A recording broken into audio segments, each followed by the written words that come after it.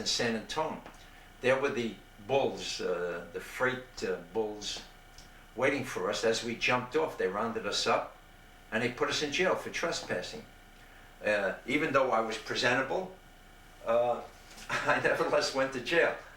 It happened to be on a weekend, as most things do happen, so we were incarcerated probably Friday night or Saturday night, and we spent the jail, I spent the jail a few days in jail before I had to go see a judge on, excuse me, on Monday morning. The amazing thing, what I did, when they asked some of the other hobos who I was with, they asked, where are you from? They said, oh, Montgomery, Alabama, or somewhere in Kansas, or Idaho. That's like I gave my address, 1205 Eastern Parkway, New York, etc. So I told them exactly where I lived, just like an innocent kid. The good thing, while I was in jail, it was somewhere in San Antonio, Texas, as I recall.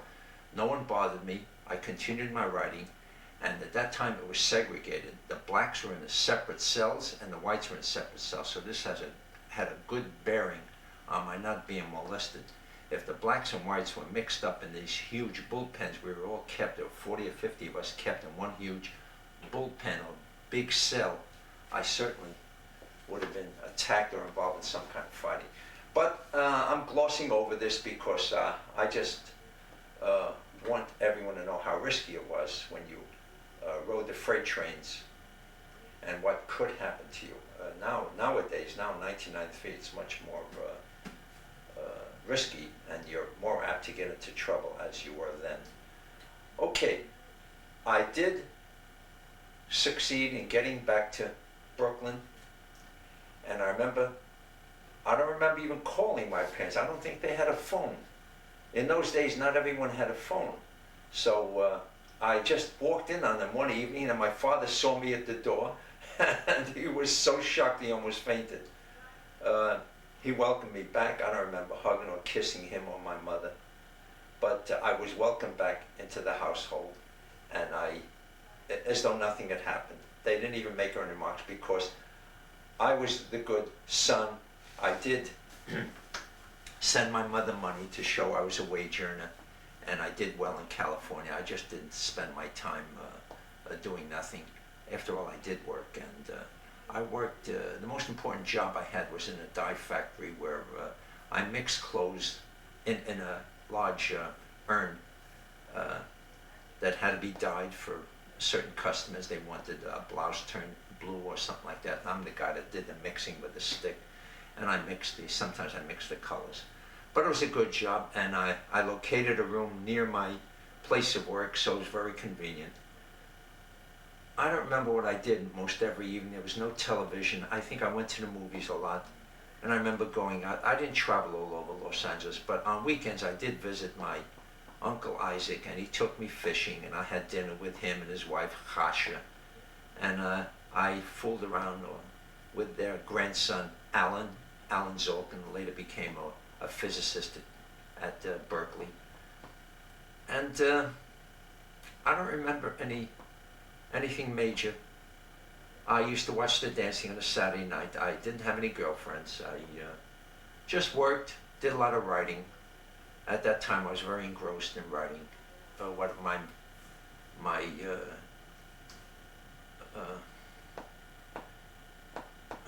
Whatever happened to me, I just kept a diary. And the time went by very rapidly until I was ready to return home, which I stayed in California, I would guess, about 4 months. And I was ready to return this spring, which led me to hitchhiking cross country. Now, when I returned home, of course I had to get a job. I was finished high school, and my sister Dottie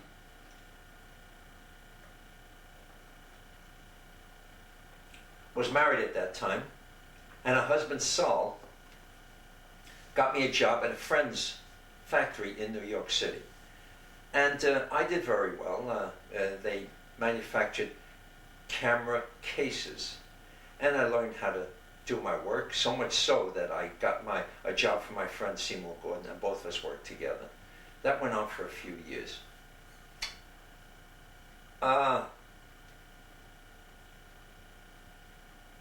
I would guess that was about from 1940 up until Pearl Harbor, which came late in 1941, as everyone knows, December 7th, 1941.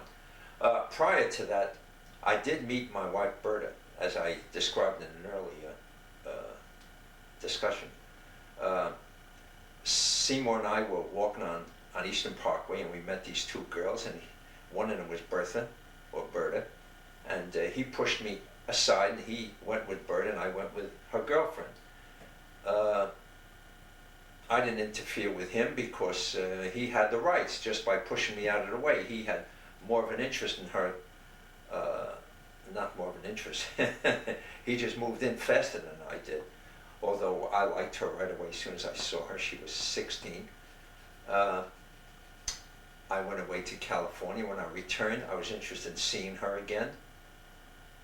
And I don't remember how I did. I remember actually walking on the street where she lived. That's a song from,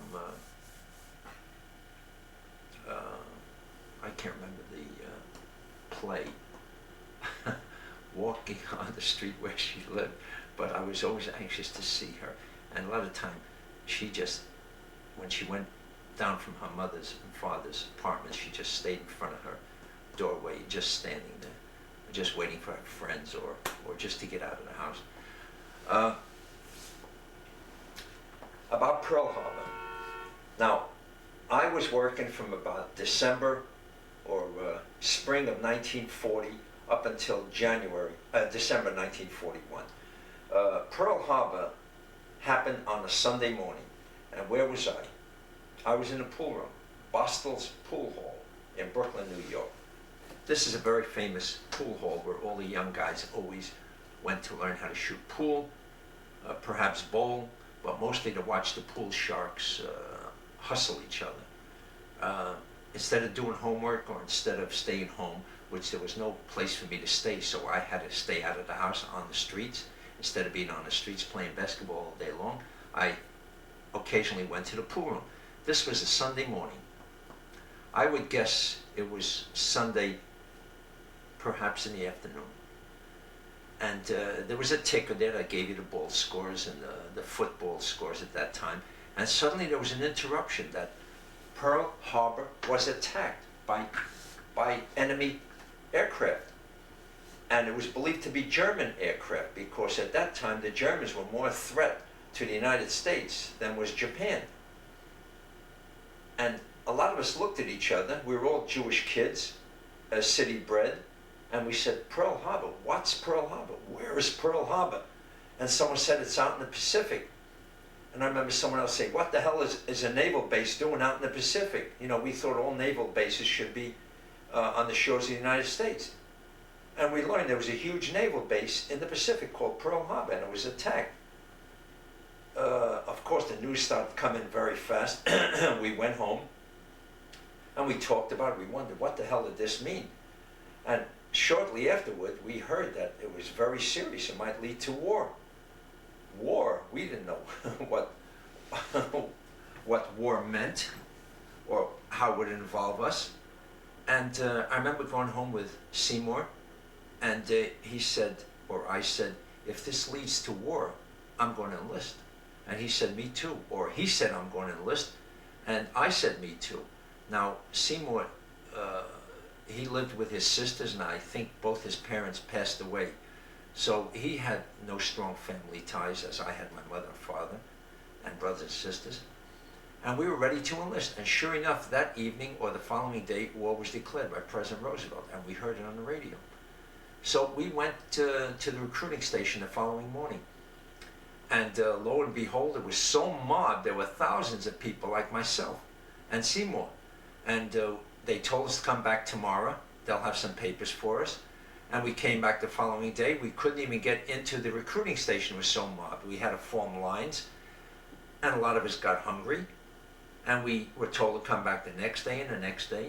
And finally, on December 18th, which was about 2 weeks after Pearl Harbor, we were allowed to get into the recruiting station. and I saw one line moving very rapidly, and Seymour and I got at the end of that line, and we filled out some papers, and I discovered I was in the Air Corps.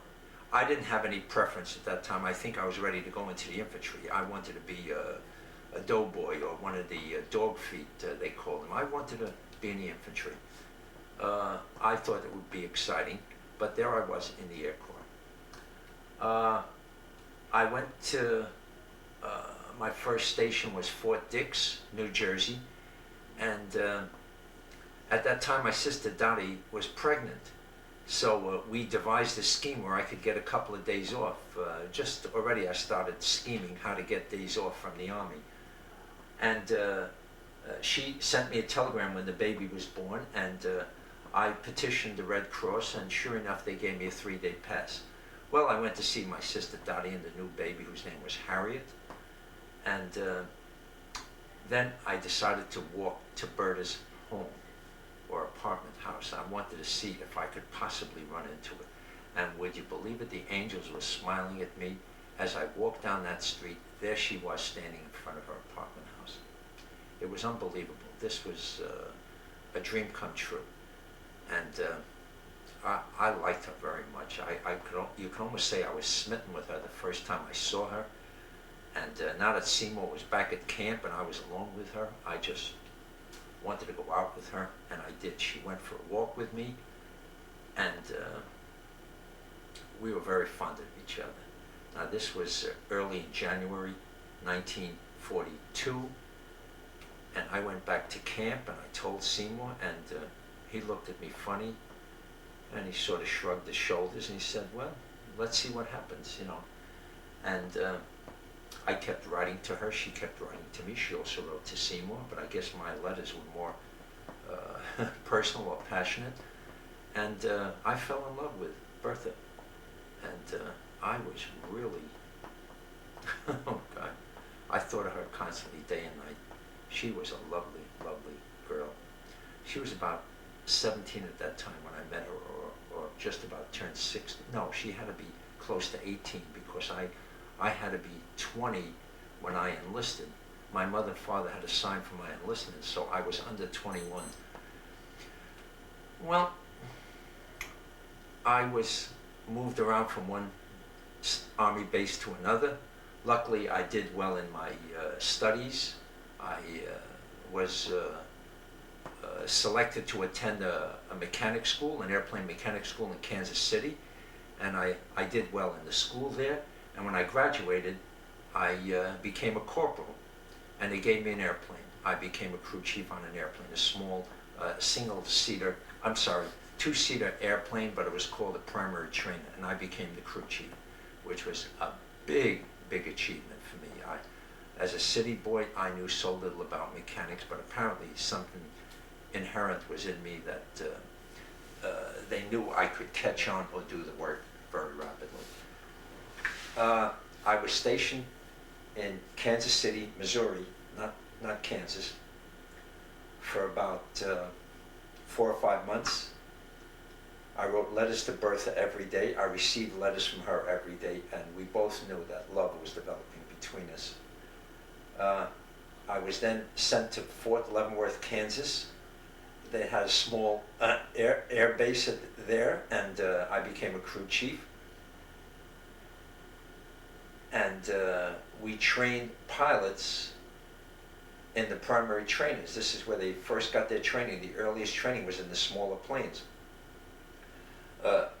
Those are some people I trained were very high in the Army ranks, colonels, generals, and we maintained the planes that they flew in.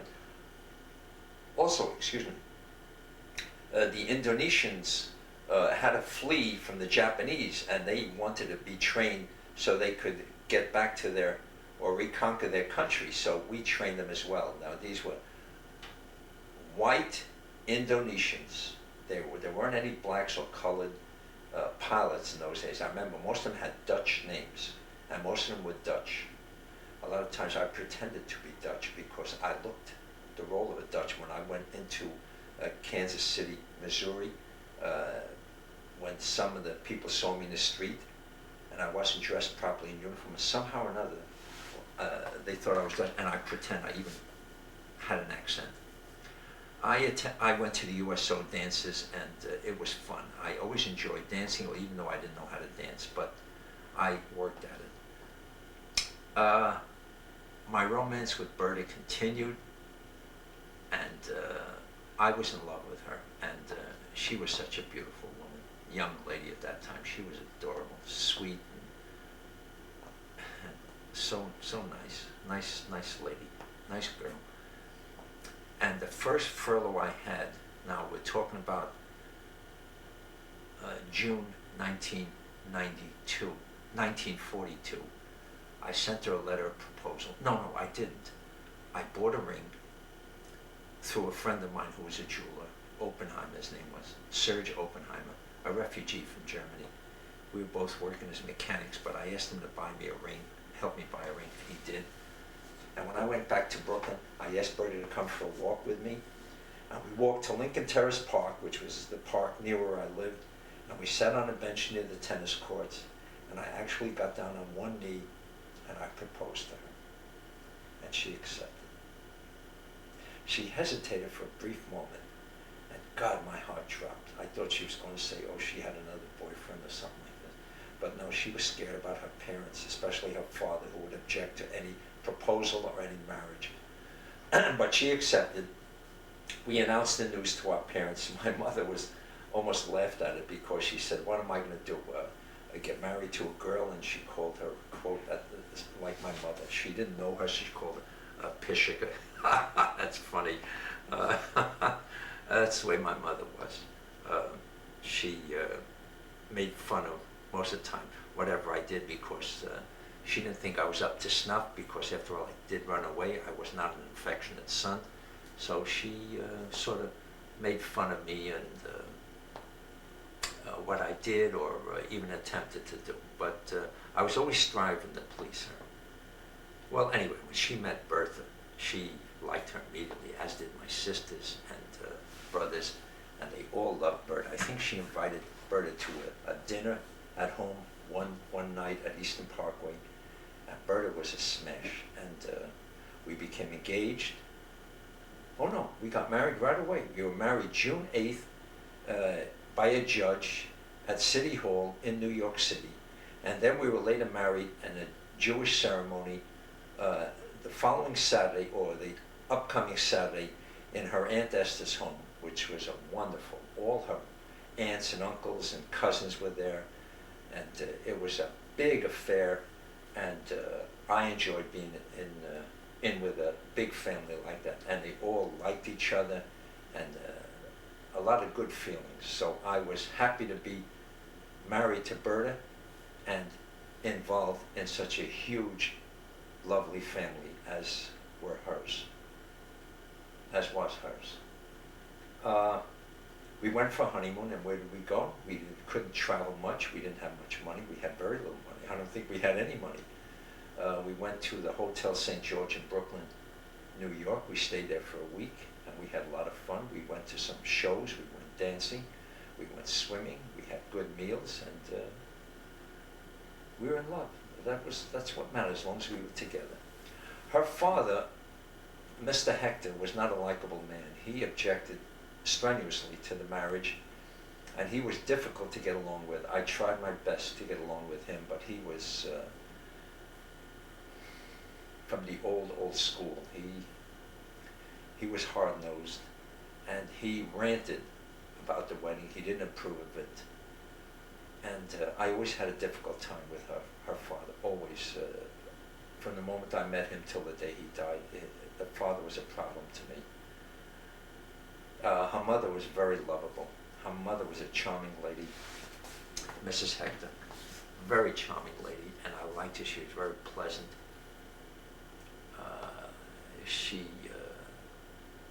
She always greeted me warmly, had a smile, and was pleasing, and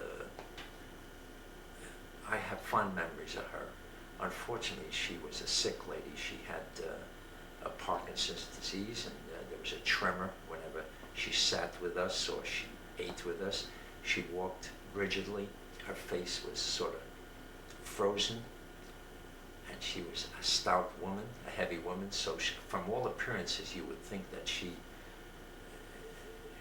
didn't look right, but I warmed up to her right away because her mother, Bertha loved her mother. She adored her mother, and she was frightened of her father. So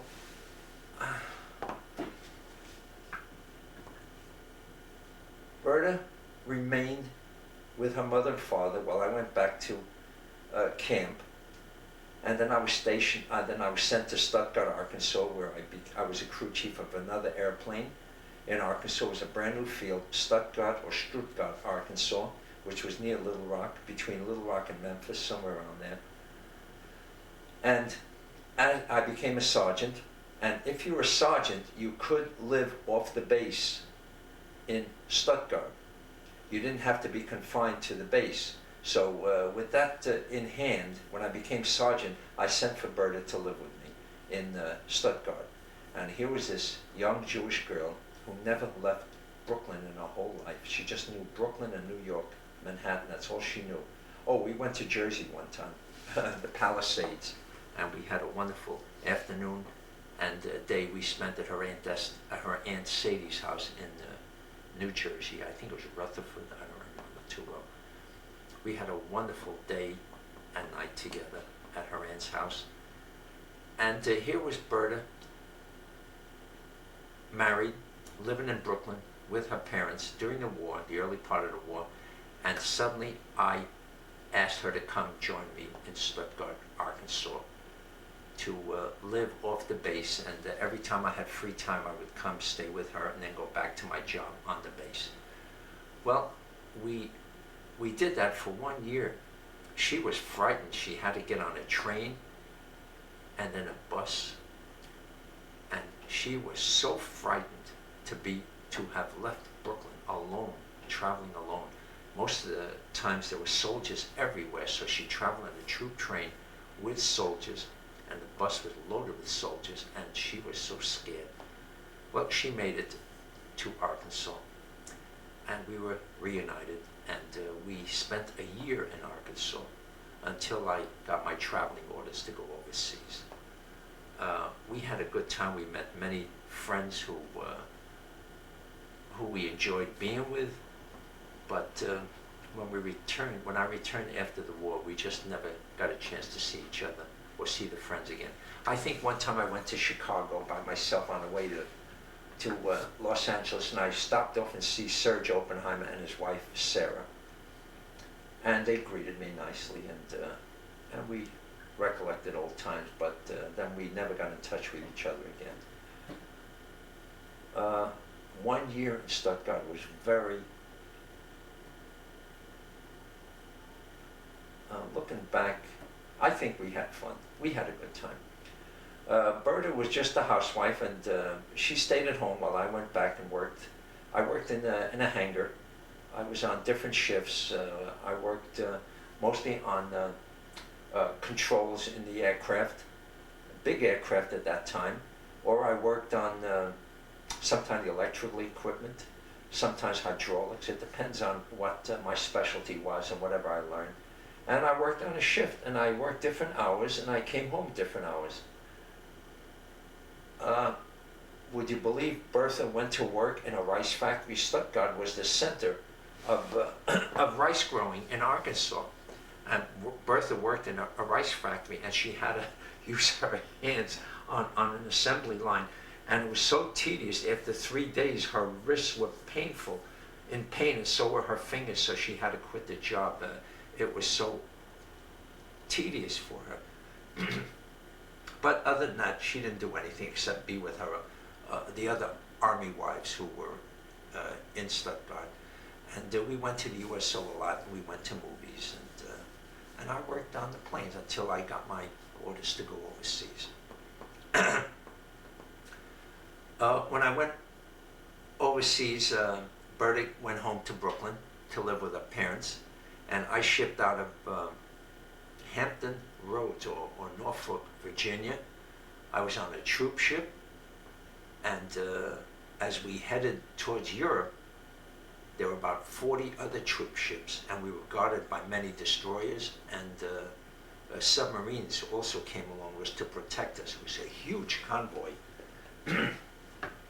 When you went up on deck, all you saw were ships all around you, and I said to myself, this is amazing. If we could sail the Atlantic and cross without being attacked by the German U-boats, I said, we got the war won. If they didn't have the power to attack such an obviously exposed troop ship, a troop convoy like this here, then we were winning the war in the Atlantic. It was obvious to me. Excuse me. As we headed toward Gibraltar to go through the Straits of Gibraltar, all of us knew we were very vulnerable at that time because the Germans knew we had to go to Gibraltar. The troop ship had to pass through the Straits of Gibraltar, and we were not attacked. Once or twice we had submarine alerts in the middle of the Atlantic, but whether it was a true attack or not, I'll never know. We did have submarine alerts when we were in the Mediterranean Sea, near Crete, I remember, but I know the Germans had an air force or an air base in Crete, and so we had to pass near there. I don't know how we did it. I just don't remember how we would allow a troop ship, a troop convoy to go past the island of Crete when the Germans were there, but nevertheless we did it. Or the Italians, they were no threat to us. So all of us knew that we were in a very good position. We landed in Italy, Naples, Italy, and it was just a few weeks after the Americans bombed Naples, and there was wrecks of ships all over the harbor. I mean, you saw ships jutting out of the bay. As beautiful as the bay was, it was, excuse me, it was a beautifully natural harbor, Naples, Italy. But the havoc that the Americans caused when they bombed the first mile or so of the harbor and the wreckage of the ships, it was awful. We couldn't believe how many ships were sunk by the Americans. But we knew it was an American raid that did this just about a few weeks before we arrived. We disembarked and we headed north to a certain base. I think they called it a Repel-Deppel at that time, until we found or were told where our final orders were. I remember on the ship, we were actually on the ship for 30 days. 30 days, that's a heck of a long time traveling across the country. We ran into some rough weather and I got sick because I can't take ocean travel. But most of it was mild. And we did exercises and we played games, and there was wrestling and boxing and certain other games, but I don't remember participating in any of them. Maybe I did one or two athletic events, but just most of the time I spent writing. The meals were terrible. We had 2 meals a day. We had to line up and wait hours before the line moved. We got 8. Then we went down to our bunks. We may have stayed there an hour or 2, and then we had to get online again for the next meal. Naples was a mess when we got there. It was a mess. It was awful. We saw just wreckage everywhere we went. And terrible thing I remember a lot of mothers with their children outside the base where we were stationed there, waiting outside the gates of the base, waiting for the soldiers to come out, give them candy, or some of them even offered the daughters to the soldiers just so they can get some food. It was terrible in those days. Looking back, I was married at that time, and I met 2 other GIs who were also married, and we were very upset with the conditions we saw in Naples. And I remember the 3 of us vowed that whenever we'd go to town, we'd spend our extra money, we'd buy some foods or some candies, and we just hand them out to whoever we saw, whoever asked for it. And we did that for the first couple of weeks. We just simply gave the candies and food away. We just felt that was the least we could do. we didn't feel any animosity towards the Italians. It was the Germans who were the enemy, not the Italians. I did travel to Pompeii while I was there in Naples. I saw the ruins of Pompeii. And I did go north to one of the castles, King Umberto, if I remember right, a famous king, King Emmanuel. His castle was just north of where we were stationed, and we did travel there, and we were allowed to see certain parts of the castle. I was in Naples for about a month, maybe 2 months, and I remember we were waiting for our orders, and I decided to go. Me and a bunch of other guys decided to heck. We're here. Let's go to Rome. We're that close to Rome. Let's hitchhike to Rome and then come back. No one will even know we were gone. And we actually went AWOL, which was absence without leave. We were so stupid or risky or dumb. We actually left camp without orders to hitchhike to Rome. Luckily, when we were on the road, we didn't get a ride. And the only ride you could get was with other army vehicles. Luckily, no one picked us up. And one of our buddies came running over to us and says, "Hey, let's get back to camp. We're going to ship out." Okay. Virginia? Virginia? It's blinking. What? It's blinking. I think that's the end of the tape. Yeah.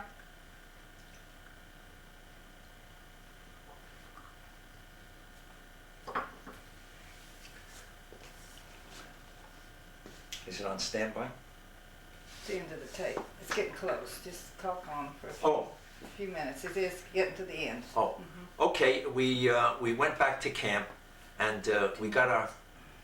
Is it finished, Virginia? 2 minutes. 2 minutes. 2 more minutes? Uh-huh. Okay, and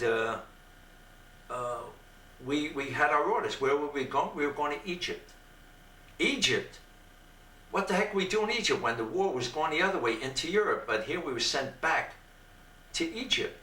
And I found out I was in the Air Transport Command, and I would be a mechanic on the big transport planes, which flew from North Africa through Cairo or Egypt on the way to the Middle East and the Far East. It was called Over the Hump. Our planes flew from Cairo to Bahrain to Basra to, excuse me, oh, pardon me, I just had my breakfast, to Karachi, India, to Bombay, and then over the hump, actually, to China, Kunming, where General Stilwell had his forces, and the Free Chinese, those Chinese who weren't conquered. So it was called Over the Hump, but most of the planes came through Cairo, so Cairo was a big Air Force base. Okay, I'll continue this later. Thank you, kids. I'll see you later in another episode. Okay, stop. Record. You want to check it while I'm still talking? Okay. You see it record right there? Yes. Okay, I'm going to wrap it up today. It's November 25th, 1993. I'm at Virginia Bell's house. That's Virginia Bell Keck. She lives in Chandler, Arizona. It's about 50 miles from Sun City. And we're going to go for a Thanksgiving dinner at her family's home later this afternoon. I want to thank Virginia for her help in getting to me to record this oral history. And it's a big effort, and I know it doesn't sound like much today, but who knows, 5, 10, or 15 years from now it might be important to my children or my grandchildren. I think it's well worthwhile. I think most adults should do this. I want to remind you I'm 72 and a half, and I'm feeling well. You can see how well I look. I feel good. We went dancing last night, and we're going to go dancing again Friday night, Saturday night, and Sunday night. And then I'll return home to Sun City, and I'll look up my errands that I have to do, and any letters I have to read, and things I have to take care of. Then Virginia will visit me again at the end of the week. Okay, let's continue the story, and I'm going to wrap it up in this segment. And if I seem to be abrupt or it's discombobulated, I don't mean it, but I can't remember everything in the exact order. Okay, I was stationed in Cairo. It happened, I was in North Africa for 18 months.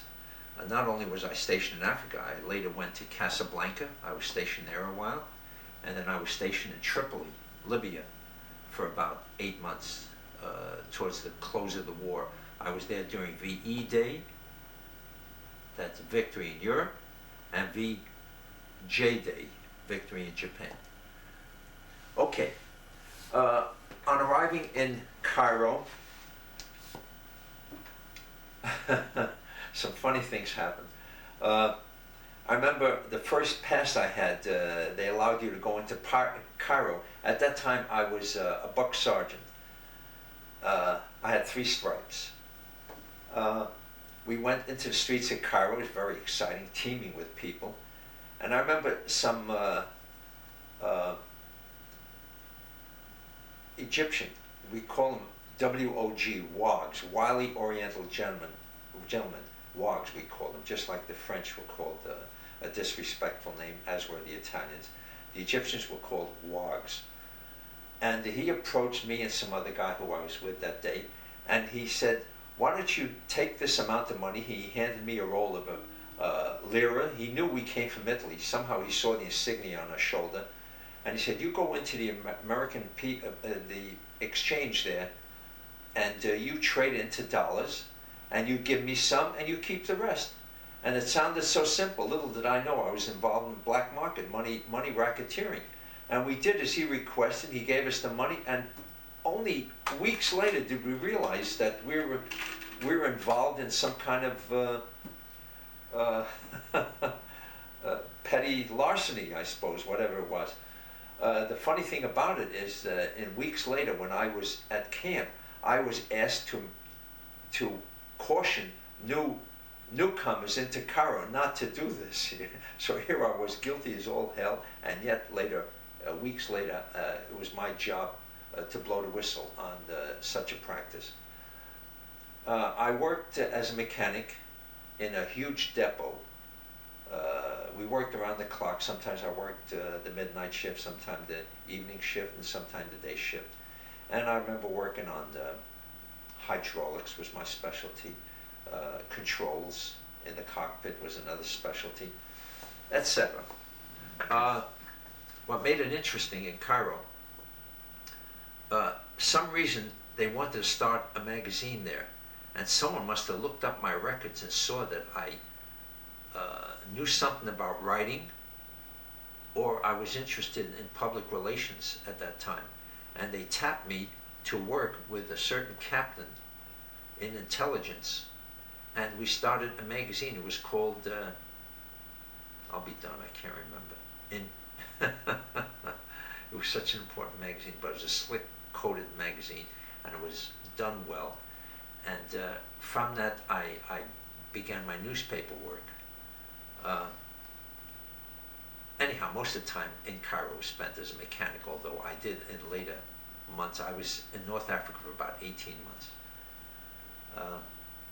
The one thing that I was involved in, which was of interest, is that when President Roosevelt went to Yalta for the Yalta conference in the Crimea, which is in southern Russia, his plane came through our base, but we couldn't accommodate him because it didn't have a lift, because he had to be in a wheelchair, and there was no lift that we could lower him to the ground, something like that. So he had to actually stop at a British base in or near Cairo.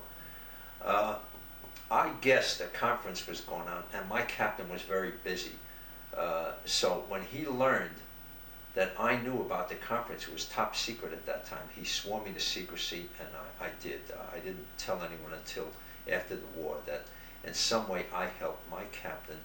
I don't remember how, but I helped him with paperwork and logistics to see to it that those Americans who were in Yalta at that time got the supplies that they needed.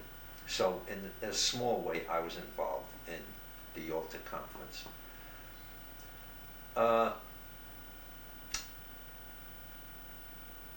The interesting thing about being in Cairo, of course, the eventful thing, which turned out to have lasting significance, was that I did visit Israel. It was called Palestine at that time. And I went there on assignment the first time, not on a pass or a furlough. I was assigned to go there by this captain or this intelligence group to gather some information from the British. And I was impressed with Palestine.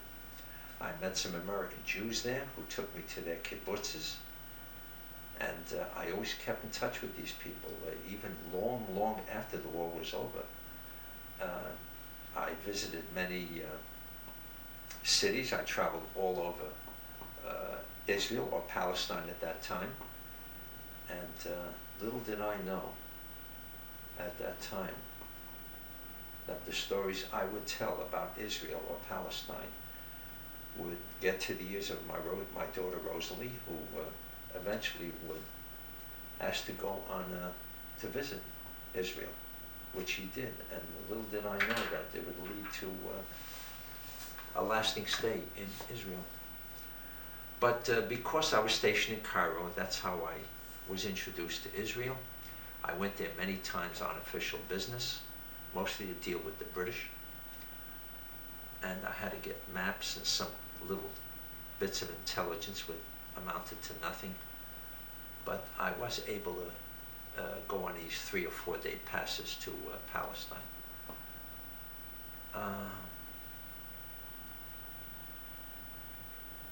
I loved it. What I saw, I was very impressed. I still am impressed with Palestine, or Israel now. I was in Tel Aviv.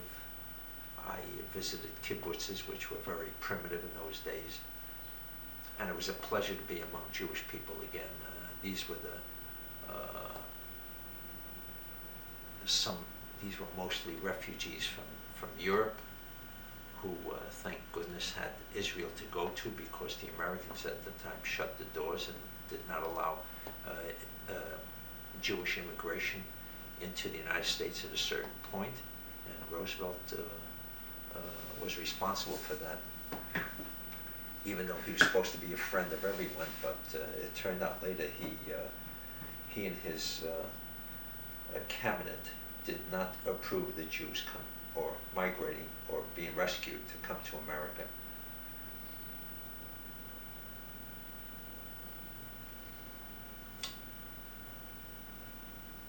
I later was transferred to Tripoli and had a good stay in Tripoli. I became a very important person in Tripoli. I forget the name of the base there. I think it was called Tripoli Air Force Base, but of course it was Air Transport Command, and these huge air transports traveled from Casablanca to Tripoli to Cairo, and then on across the Arabian Peninsula to Bahrain and Basra, etc.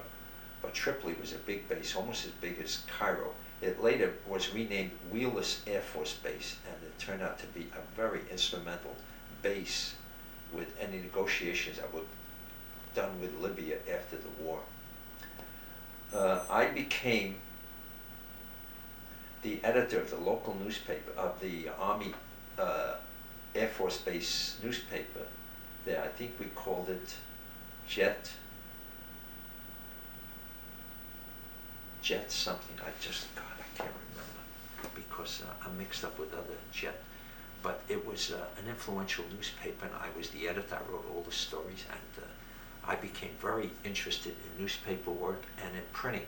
They had a printing press, a printing firm in Tripoli, which I went to visit once a week, because I had to edit the paper, and I had to see to it how it was printed, how the type was set, and I became very interested in printing. I had no knowledge of printing before this year. So I did my work very well. I was a very important figure. By that time, I became a staff sergeant. So that was high up in the ranks of the non-commissioned officers. I enjoyed my stay in Libya. even though there was no threat to me or to any air raids or anything like that. Now we're talking about early 1944, and by that time the Germans were whipped and were retreating into Central Europe or towards their homeland. They were defeated in Italy, and I think landings took place in southern France at that time, and the invasion was almost imminent from England across the channel to Europe.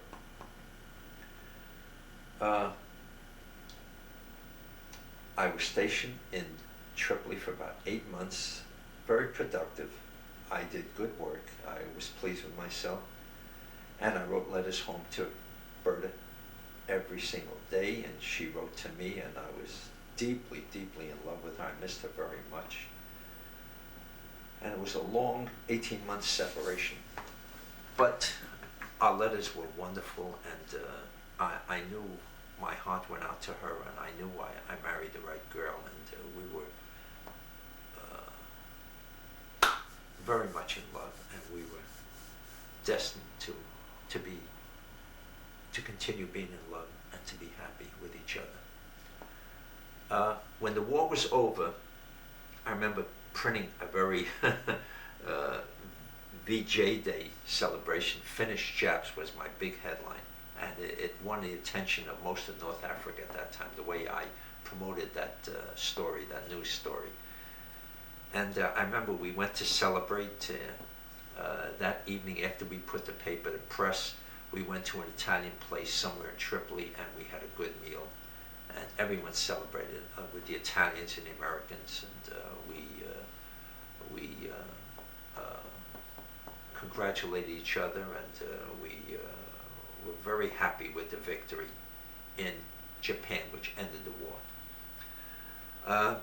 Returning home, I had to go back to Alexandria, Egypt, and we caught a boat, a troop ship going home. The funny thing about it is most of the soldiers from Europe had to come through our base. They went from Europe to Cairo, to Tripoli, to Casablanca, and they flew across the Atlantic from Casablanca. So Tripoli was a big base sending troops from Europe home. And here we were maintaining the base and the fleet of planes that we had, and yet we couldn't board one of those planes when our time was up for us to leave. After the war was over, I actually stood in Libya. I remained in Libya for about 4 or 5 months until it was my turn to leave. And I had to accumulate certain points.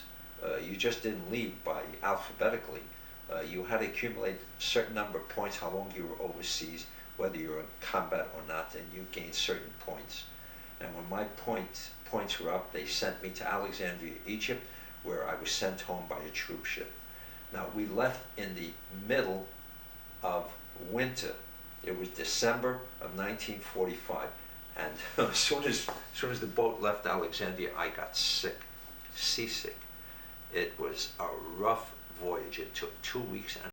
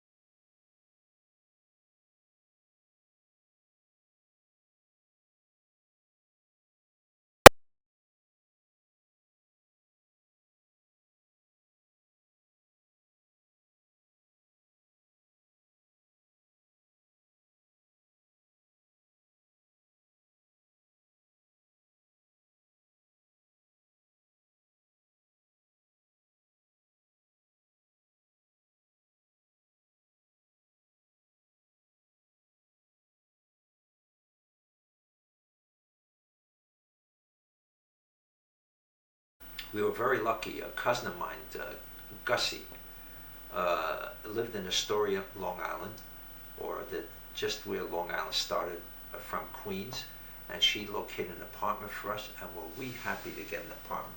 We had to pay about $400, $500 under the table to get the apartment, but it was ours. And it was a lovely apartment.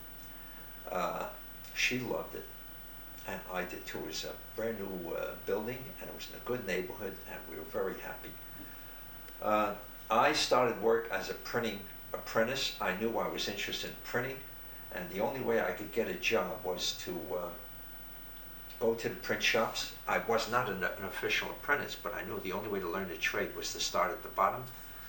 And I actually went to the printers along 6th Avenue or wherever, and offered my services. I said, I'm willing to sweep the floor, oil the presses, as long as I learned the trade. And I started, I think I was making $10 a week, maybe $12 a week.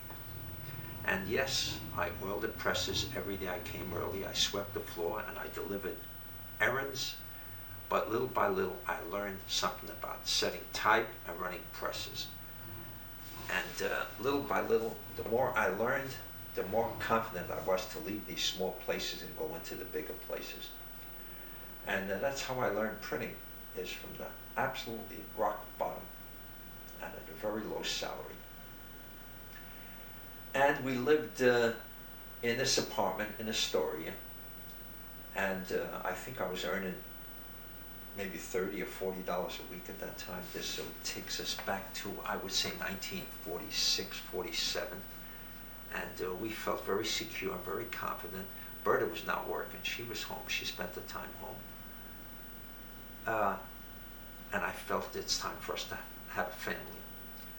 And that's when Stuart was born, on August 10th, 1948. We planned to have a baby, and we hit the jackpot right away. I wanted a boy, and sure enough, there was little Stuart. He looked like a little monkey when I first saw him. And I remember how outraged the nurses were when I said, but look how much hair he has in his head. He looks like a little chimpanzee. They were outraged, but I laughed because he just had a lot of hair in his face when he was born. And we settled into the apartment. Stuart had his first birthday in Astoria, where we would live. And then we knew we had to go to another apartment because there wasn't room for the child and us. So we applied for to live in a project in Astoria, and we were accepted, and we moved into a 2-bedroom, 1-bath apartment. And we stayed there for many years. I forget the name of the project. I just don't remember. Astoria Gardens or something like that. But it was a very nice brand new project, and we lived there very happily. I continued learning my trade, and I was doing better and better. And I was actually accepted into the union as an apprentice in about 1953. I was very happy, because immediately my salary jumped from $50 or $40 a week. I started making $110 a week. That was the union scale.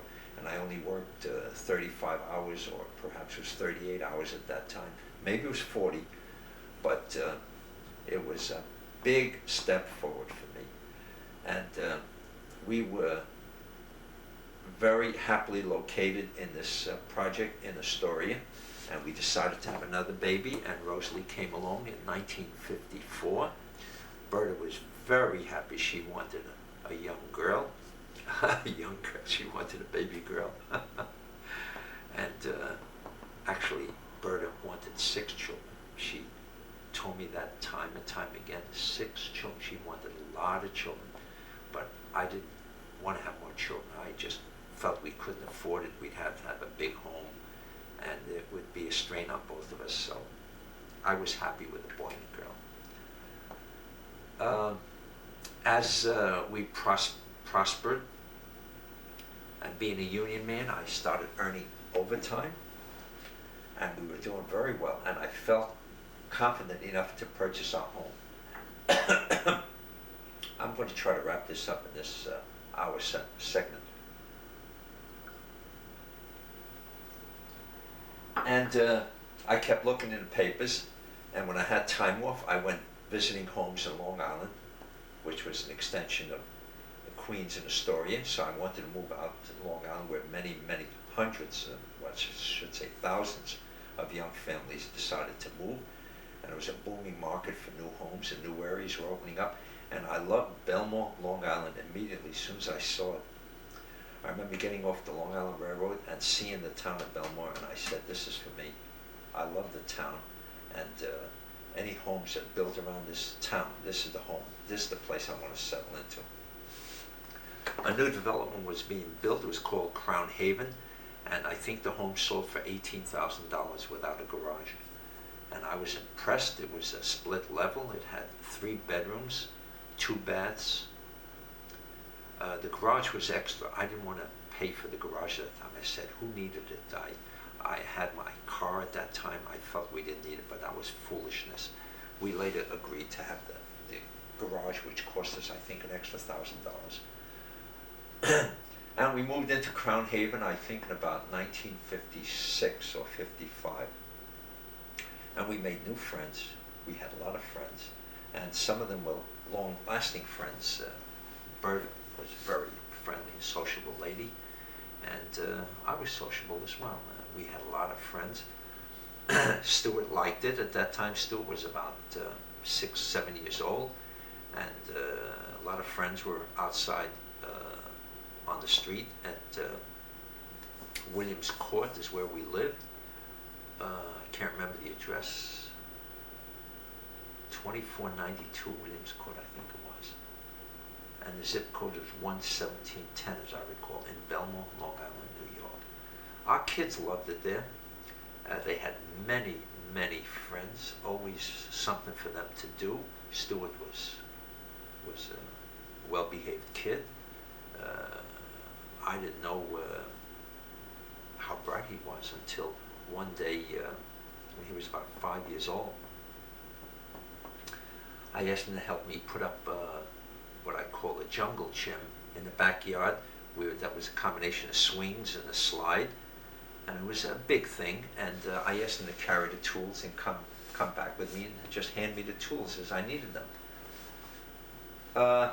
He did so, and I remember being stumped. I didn't know how to what went where, and we were looking at schematics, and I was not that bright, or I was not that good at it. In fact, I resented it. I thought everything should be packaged and come as one piece, and I resented putting it together. I ran into problems, and Stuart looked at it, and in some way he said, Dad, this goes here, and he told me what to do. He was a kid about 5 or 6 years old, telling me what the right way to do things. I was really impressed with him. And these were signs of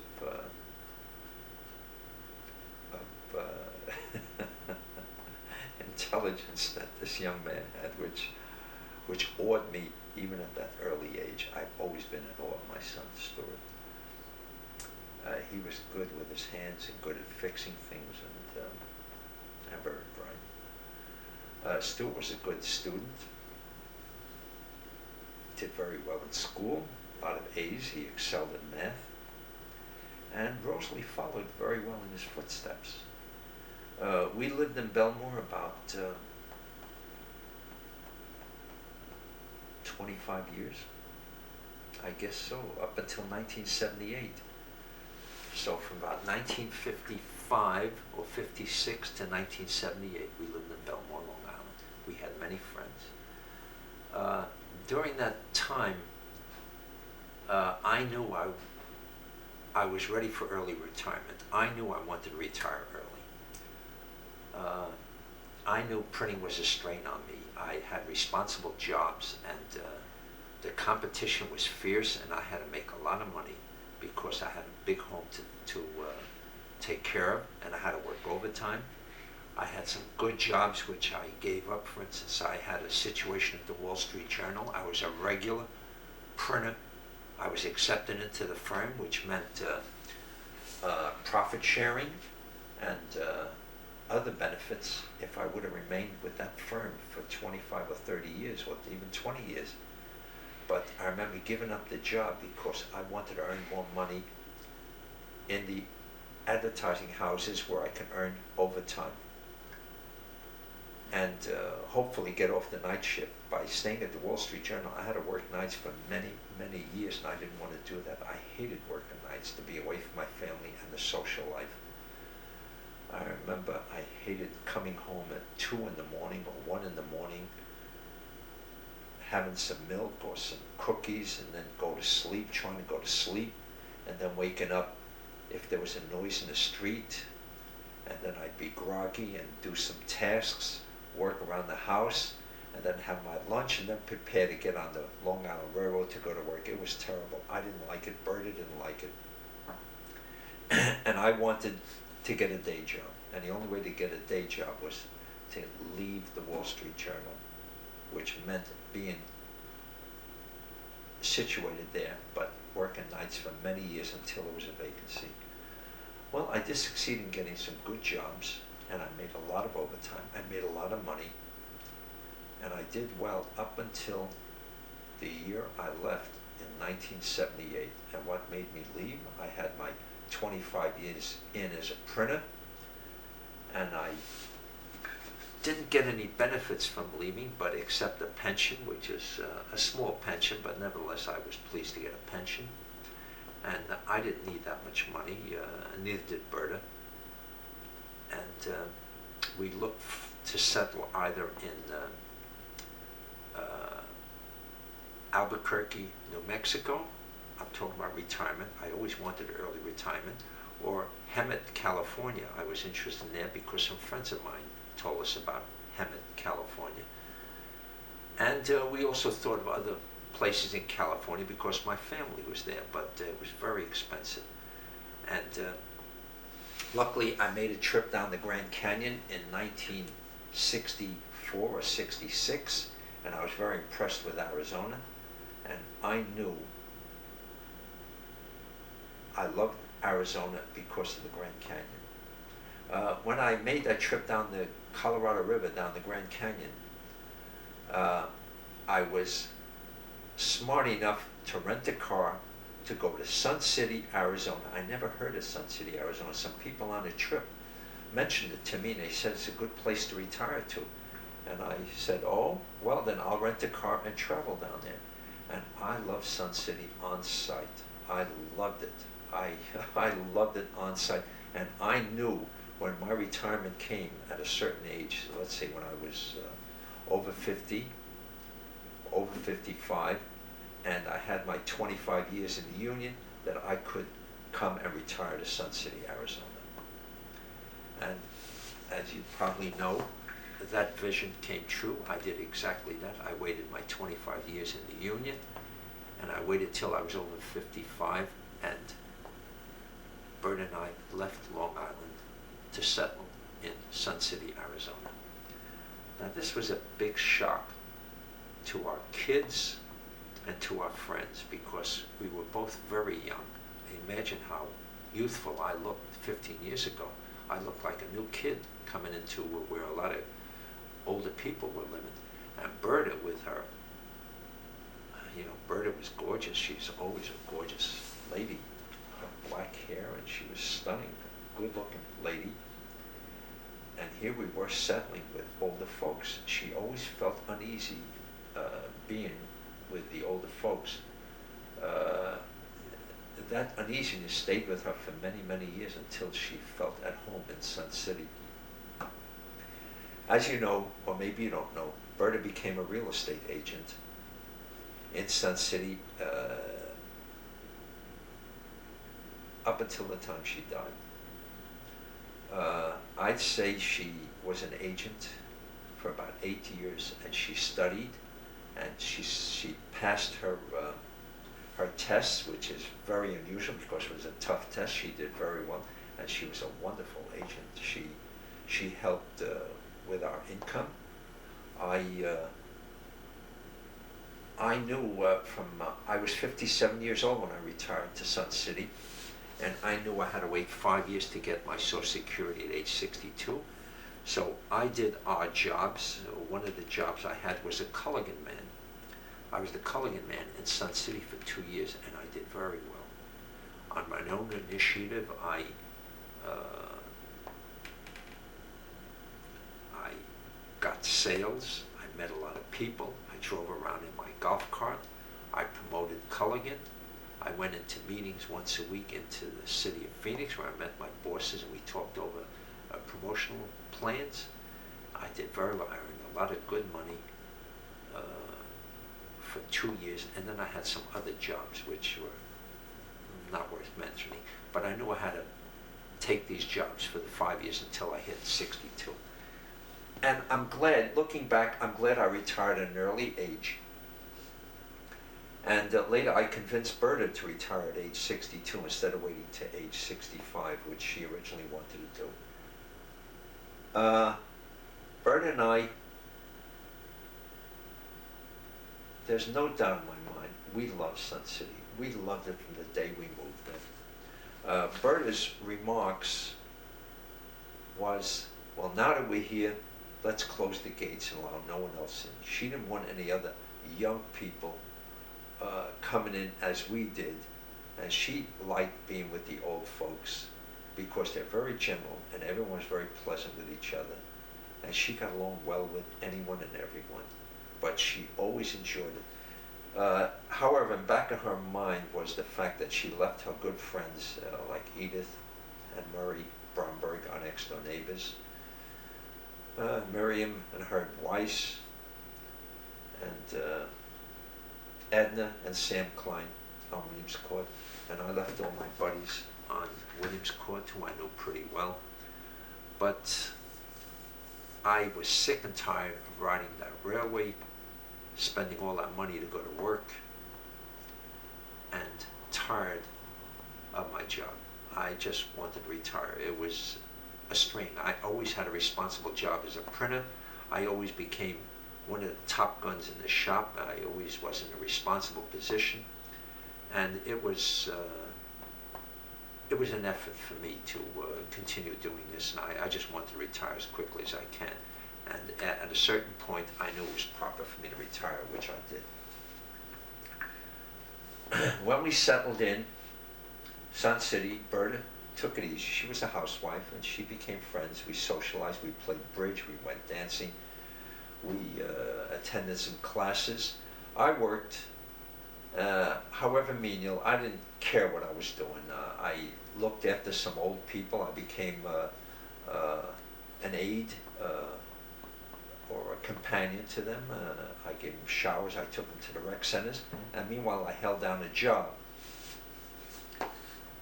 I worked at a hospital as a nurse's aide for a year or two, and I did well. I wasn't uncomfortable, but the important thing was a day job, and I was able to earn money, and we did very well. You didn't need much money to live in Sun City. Meanwhile, the important thing is that as we moved to Sun City, both our children realized that we were leaving Belmore, and I know Rosalie was in tears. Rosalie wanted us to remain in Belmore because this was her home, and she knew as we were leaving, she'd be compelled to leave, and she did. She and Scott went to Paris, where they were married, or attempted to be married, en route to Israel. They had met in Israel, and they fell in love. He followed her home to Brooklyn, and he went to school with her. She went to Pratt University. He went to Brooklyn College. I don't think she was very happy at Pratt in Brooklyn. Unfortunately, this was the choice she made. I think she could have done better. But she had a boyfriend named Sam who followed her up to, I don't remember the name of that college upstate New York. I just can't remember offhand. I'll probably remember it tomorrow. But unfortunately, she didn't stay there. She was just unsettled at that time.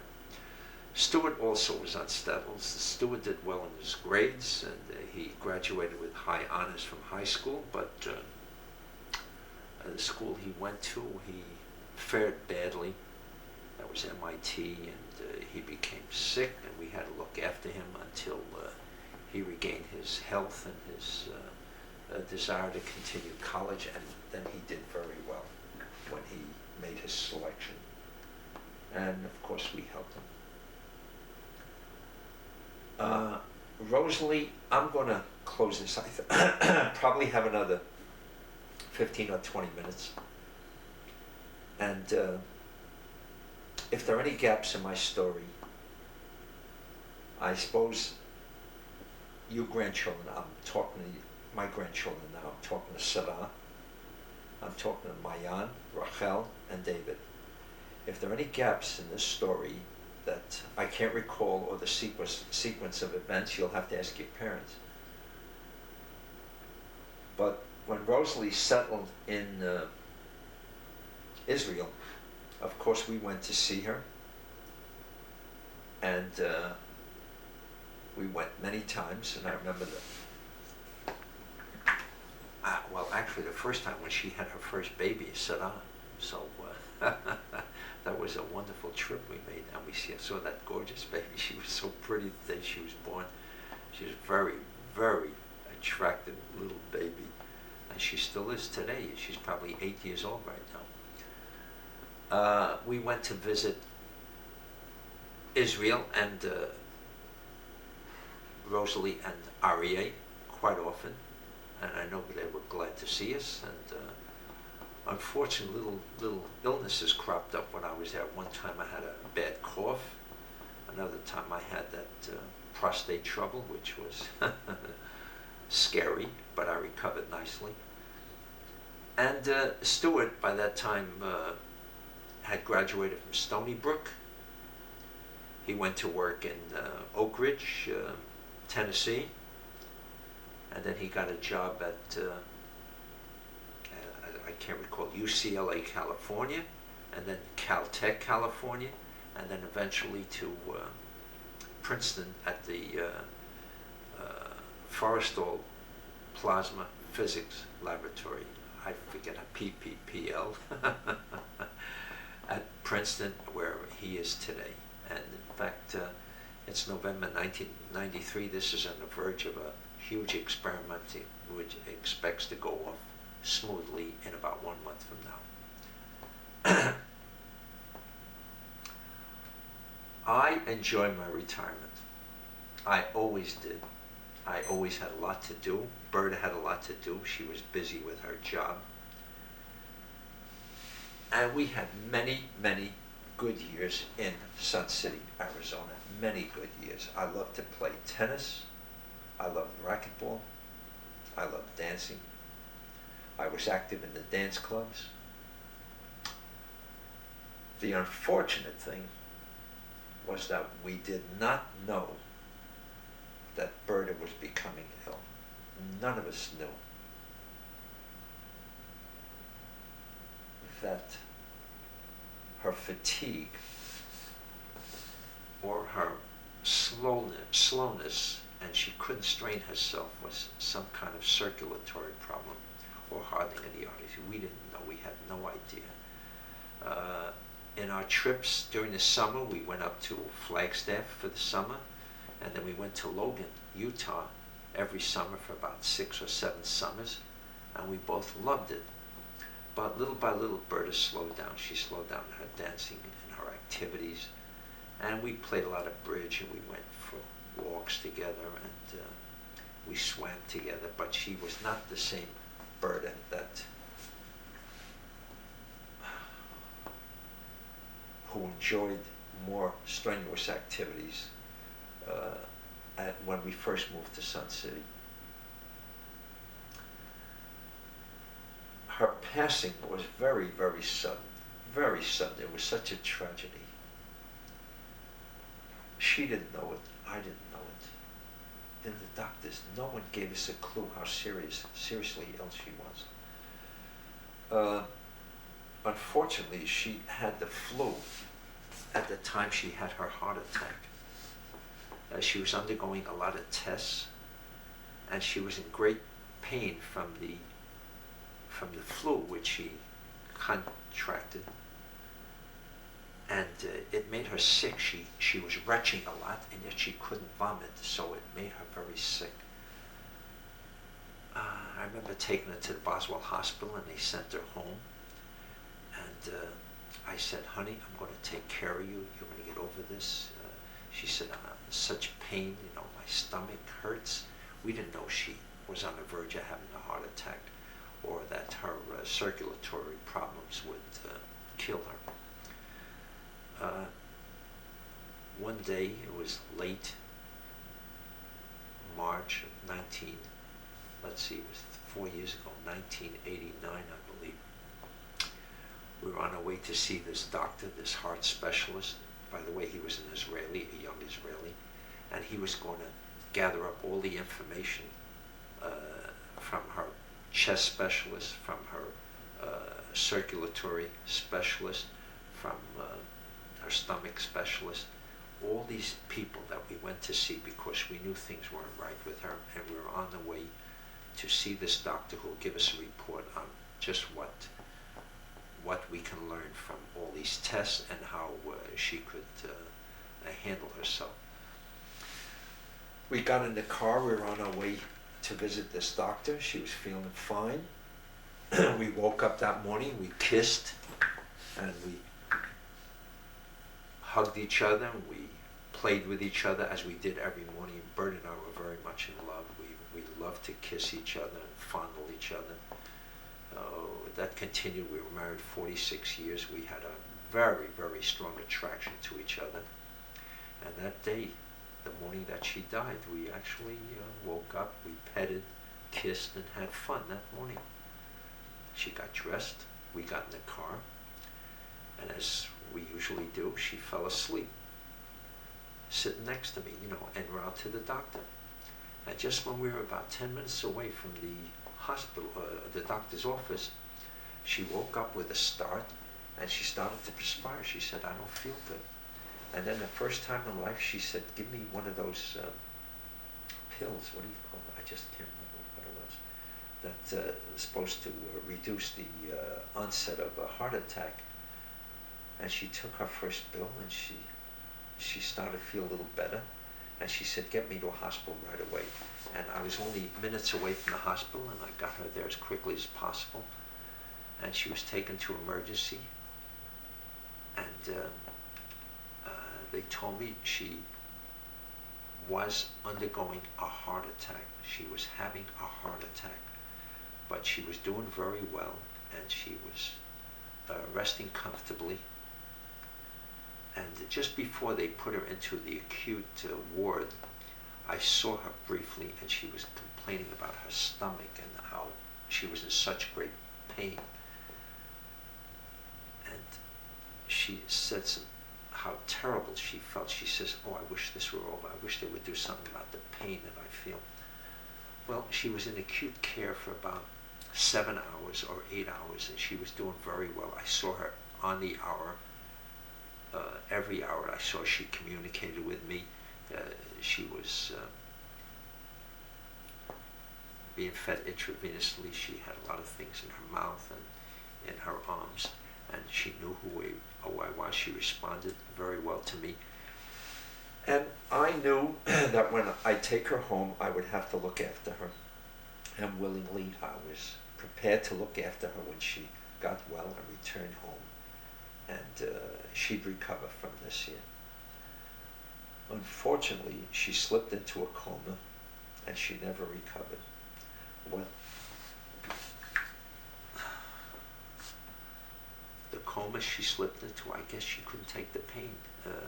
There was just too much pain in her body, and she couldn't take it. She just slipped away from us. And she died that evening. She was in the hospital, I'd say 10 o'clock in the morning, and she died around 11 o'clock that evening. What a tragedy. I couldn't believe it. It's about 3.5 years ago that she has since passed.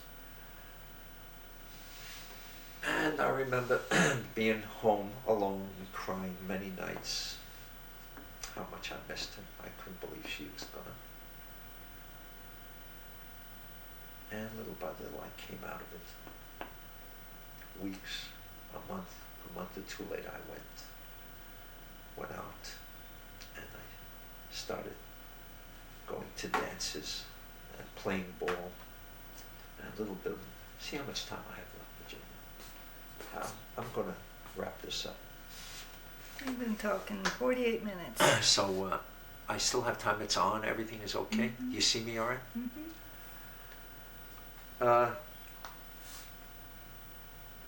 I met Virginia Bell about 9 months after Berta passed away. I had another lady friend prior to that. And I've been seeing Virginia ever since. And we get along pretty well. She's very nice to me. We have a lot of fun, as I say that to my kids. Every time I write to them, I'm in touch with them, or they call me. And we're having a good time this week. I'm spending the whole week with her, and we're going to go for dinner tonight and dancing this weekend.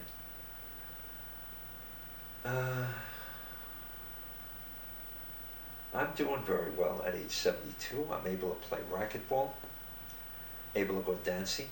I'm very interested in new steps and new places to dance, different types of dancing. And I'm very active. My physical condition is good. I look good, as you can see. I have some minor complaints. I have a little bit of arthritis in my fingers and my wrists. Sometimes my eyes tear from some kind of allergy I have. But no other major, once in a while my back bothers me, but my physical complaints. Honey, I'm going to stop this, honey. Virginia Bell. Okay. Push stop. I'm going to bring this to a close. Push stop. The reason, no, I'm just going to close it up. Just, honey, just check this out when I stop this in. I'm recording this history mostly to tell my grandchildren what it was like when I was a little child on the East Side, what Jewish life was like in the early days in New York City. Mostly the kids know what I'm like from Sun City, and they know when I visit them what I look like and how healthy I appear, and I'm an active 72-year-old. But they don't know anything about my history. My children know a little, but not something that they could reflect on and could grasp very quickly. So in a way, this will be a record of my upbringing, my life, and how I met their mother, and regarding the grandchildren, their grandmother. And I'm glad I narrated this. And as I once said before, I think most adults should do it for their children and grandchildren. I had a very interesting life. I break it down in segments. There's my Lower East Side life, and then when I moved to Brooklyn was a new life entirely. When I entered the Army was a completely new life. My marriage to Berta was new, very exciting. We moved to Long Island was another stage in my development. Raising our 2 kids, sending them off to college was very interesting and exciting. That was another segment of my life. And then the decision to move to Sun City was very important, and that's the final chapter. I'm doing very well. My income is adequate. I don't need a lot of money to have fun here with Virginia and going dancing and going different places. So I'm quite satisfied, and I want my children and my grandchildren to know at age 72 I'm doing very well. So until I think of something else to say, I'll say I hope you appreciate what I've done, and I certainly do, and I thank Virginia one more time for the use of her camera and putting it all on tape. Thank you, Virginia, and so long, kids. I'll see you around. Bye-bye. This is, wait, hold on one more second. I'm closing. This is November 1993, and I am 72 and a half years old. Okay, that's it. So long, kids. Okay, shine. Press stop.